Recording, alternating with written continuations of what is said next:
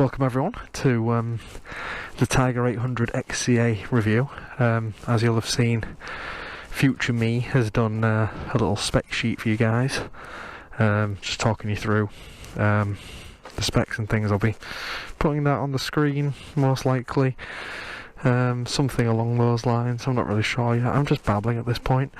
But yeah, we're gonna go on the Tiger. We're gonna talk about the Tiger. We're going to talk about the good, the bad, and, you know, why it might be the bike for you or it might not. This one's got an Arai exhaust on it. We've got some semi-off-road tyres. I think they're 20% off-road. Put some upper crash bars on this. Little decal set. Headlight grille. And then pretty much everything else comes on the bike. This one in particular, with being the XCA model, has the spotlights, which I'll show you, which are pretty sick. You've got the heated grips. You've got heated seat for rider and pillion, which is incredibly useful. We'll start her up a minute, just so you can hear that arrow. So, as you can see, the lights on this model aren't all LED, but I honestly don't think it makes that much of a difference. Pardon me. And there we go. Got the nice spotlights on there now. I've had this cough for like about a week now and I just can't shift it. It's like a real chesty cough.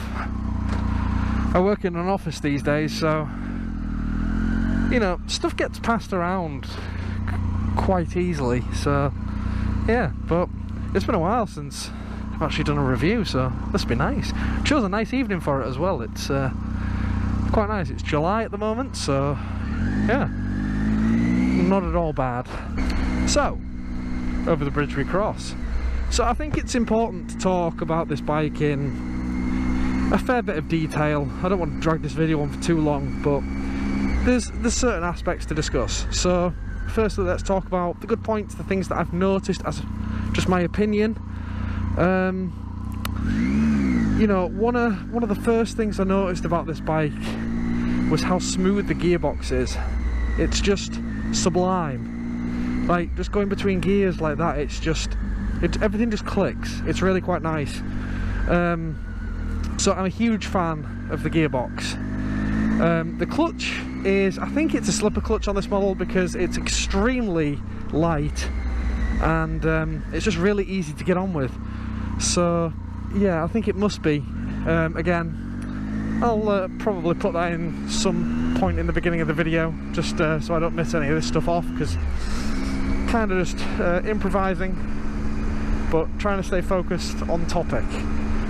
So the engine itself, the 800cc triple, it's very smooth. It's got a really nice whistle to it as well. I've decided to take the baffle out of the Arai exhaust, which is giving it a bit more low in the tone of the exhaust. And I do prefer it, if I'm honest. You don't get any pops or bangs that I've found yet, like you do on, say, the MT-09. But yeah, it's still a really nice exhaust. And if I'm being honest, on a Triumph Tiger, I just feel like you're obliged to put an Arai on, you know? Like, if you're going to put something on it, it has to be an Arai on a Tiger. There's something about it. So yeah, that's pretty cool. The suspension's another one to mention. The suspension may be the hero of this bike in general. It's just so sick. The WP suspension is so good. I don't do it as much now, but obviously I did do quite a bit of off-roading on this bike, if you can call what I did off-roading. But anyway, so yeah, I can confirm, like on gravel, even mud and grass, they're very, you know, the suspension is very accommodating to all that sort of stuff, all that bumpy terrain. It just seems to soak it all up. And, you know, as I've been learning more about bikes, just for my own personal benefit, you know, they're all adjustable as well, which is amazing for all the different terrains you can cross on this bike. Nice to get a bit of wind in the old helmet and it not be freezing cold or pissing wet through. All it seems to do recently is rain. So yeah, certainly makes a nice change, and it's actually really nice to be out on this bike. It's a lot of fun. I've taken all the luggage off, So the handling overall is really good. There's been no point, even when I went to the Swiss Alps on this, there was no point where I felt like I couldn't take a corner or that was too much of an angle. Like, I felt like I knew what I was doing with the bike and the bike handled the rest. So yeah, the handling's just superb really, it's really, really good. Don't know which way to go. Should we go this way? Fuck it, let's go this way. That was such a last minute decision. Right, the reason I'm going to come down here is I want to kind of show you guys what the Tiger's capable of a little bit, because, you know, there's a lot of stigma about these sort of bikes not being able to, you know, make it up there with bigger bikes, and that's true to an extent. I got all leathered up for this as well, so, you know, I'm going to make the fucking most of it. So, you know, I mean, that's pretty good, and you know, that's a good pace, man. That's not like, don't get me wrong, it's not like CBR 600 or S1000 RR speed, but you know, it's still a fun amount of speed to have on the road, to be honest. You know, I always believe that when you buy motorbikes, you should buy them like you're buying your dream, like buy what you want at the time, buy what your heart wants. So, you know, if I'm wrong, I'll sell it and buy something else. But I did it with the MT-09 and I've had that bike for 4 years. Talking about other aspects of the bike that I've noticed that are really good, all the electronics on this bike that come stock are very, very good. They're just very easy to use, you know, very self-explanatory, and I will admit, they've really thought about the rider and the pillion. For example, if I put on the heated seat here, it goes on in red mode, but then if I press that again, it goes into yellow mode. So basically, you've got two different settings for the heat, which is really cool because, you know, different climates, when you're touring, things like that, even in England on different days, you know, you might want a bit of variation, so that's nice to have, I think. Obviously the spotlights I've mentioned are a great feature. The heated grips also have the same feature of full on red, orange and off, just literally the press of a button. The bike does have rider modes. You have to press this little rubber button here, so it's not as snazzy as some of the new models, but I mean, it's still the same thing really, isn't it? But yeah, I'll explain more about that when I get across here. But yeah, the rider modes basically are... Oh, here we are, we're in off-road mode, so that's why the TC and everything's going crazy. So, I don't know if you can actually turn the traction control off fully, because I've just not really fancied riding this bike like that. So we put it back in road mode there, because that has all the TC on, and it's just that bit safer, I think, if it's actually going to change. Guess we might have to pull over to do that. Something I didn't know you used. Oh, okay. And now it's in road. Cool. So yeah, I mean, that's the first time I've really had it do that to me. But the electronics are pretty good for the standard for the year of when this was made, 2016. So yeah, I think the electronics are about on par for that sort of era. The spoked wheels on this are also excellent. I wish it came with upper crash bars on the XCA model. Bit disappointed about that. What else have we got to mention? The fuel tank range is really good. I think it's a 19 litre tank, but again, if I'm wrong, you'll have heard in the beginning. But yeah, I believe it's something of that capacity. Again, really good for touring. Really, really good for touring. And just, yeah, the bike overall is very good. The downfalls of this bike are... There's not too many, I won't lie.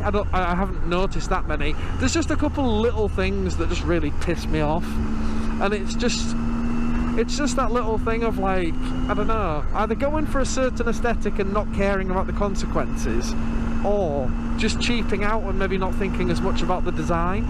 But for example, like the fact the pillion foot pegs are welded to the frame of the bike is just bonkers to me, because, you know, it's one of the main ways that you're going to bend the frame of this bike, is if you don't have the panniers on, you don't have the pannier racks, and, you know, the first thing to hit the deck, if you've got a pillion on and they fall off, will be them pegs, and if they bend the frame, the bike's fucked. I will admit, that's one thing I really did like about my BMW 1200 GS, was just I can't even think what I was going to say. Can't have been that good. Just honestly having a real rack of my brains then, thinking, what don't I like about this bike for what it's intended to, you know, what it's made for. There aren't really a lot of downfalls. This is such a great overall bike. Like, for a bit of everything, you can come have a blast on it on a night, you can go touring on it, you can probably do a track day on this. It can do a bit of everything. If you can have one bike, it's honestly a really good alternative. If you want a bike that can do everything, really, like, you know, jack of all trades, but to a decent standard too, it's not shit. So yeah, I've got to say, I'm pretty impressed. I'm not gonna lie, I'm pretty impressed. I've owned this bike now for 3 years, and yeah, I'm still impressed with it. I've toured on it, I've, you know, had some fast days on it. You know, it's easy to service. I've done a lot of servicing on this bike, which I don't normally tend to dabble in, but I kind of figured, why not, you know? The brakes are a little bit spongy, I've noticed. They seem to be a bit, I think the rear seems to be a little bit stronger than the front. The bike itself is excellent. So for someone who's not a Triumph fanboy, that's quite a big compliment. I just don't like the brand because I just don't feel like I've had the best experience, which, you know, I'm just going to kind of leave it at that. But yeah, I just kind of feel like a bike brand should go the extra mile for you. I mean, I don't own a Ducati, but every time I've been to Ducati in Leeds, I've felt nothing but warmth and welcome. I think that goes a long way, you know. It's definitely something you remember. I'm pretty sure I heard Baron van Grumble say that in one of his videos as well, but it's so true.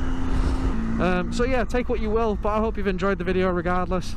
It's been nice to get out and make a video and get back on the horse again. But yeah, hopefully I'll see some familiar faces, and thank you to anyone who gave me that message that I needed to get me back on YouTube again. So thanks again, guys, and have a pleasant evening. See you later.